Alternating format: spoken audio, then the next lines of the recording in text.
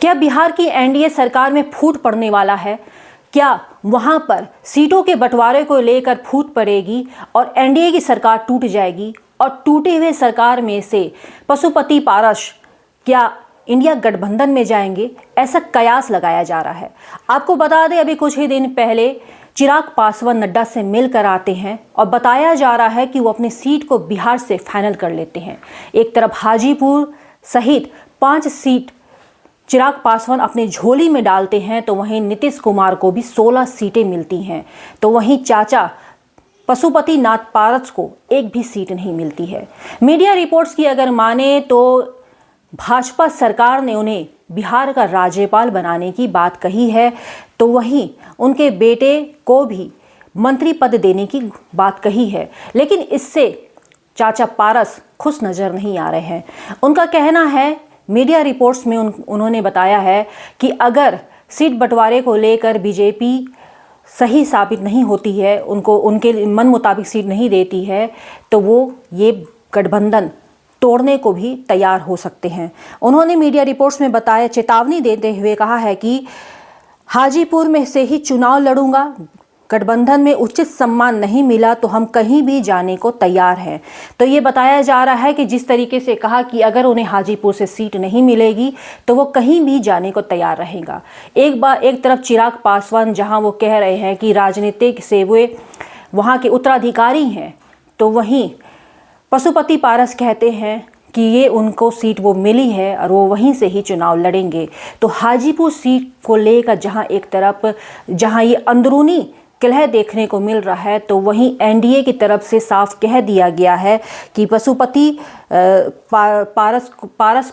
पारस को एक भी सीट वहां से नहीं मिलेगी। हाँ, उनको राज्यपाल जरूर बताया गया है। अगर सीट बंटवारे की बात करें तो जीतन राम मांझी को 1 सीट मिल रही है, तो वहीं उपेंद्र कुशवाहा की पार्टी आरएलएम को 1 सीट और चिराग पासवान को हाजीपुर समेत 5 सीट देने पर सहमति बनी है।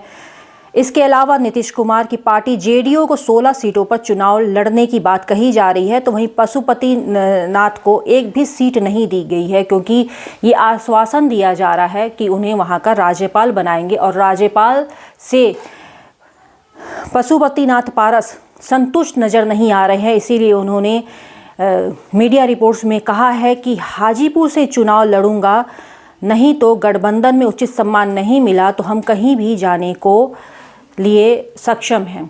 तो अगर उन्हें हाजीपुर का सीट नहीं मिलता है जिस तरीके से उनकी डिमांड है, तो वो ये गठबंधन तोड़ सकते हैं। तो वहीं दूसरी तरफ ये कयास भी लगाया जा रहा है कि क्या चाचा जी महागठबंधन में जाएंगे, क्योंकि महागठबंधन से भी उनके कई मीटिंग्स का ऐसे लिंक मीडिया रिपोर्ट्स के मुताबिक सामने आ रहे हैं।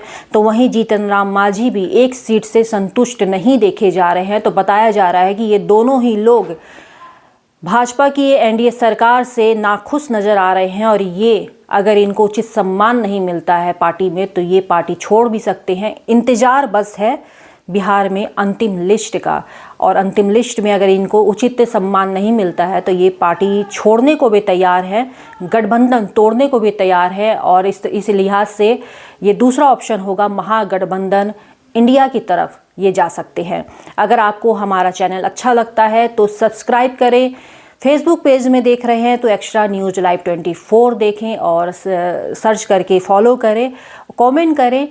ये सब करके आपका कुछ भी नहीं जाने वाला है, लेकिन हाँ, हमारे चैनल को मजबूती मिलेगी और हम इसी तरीके से आपके बीच काम कर पाएंगे।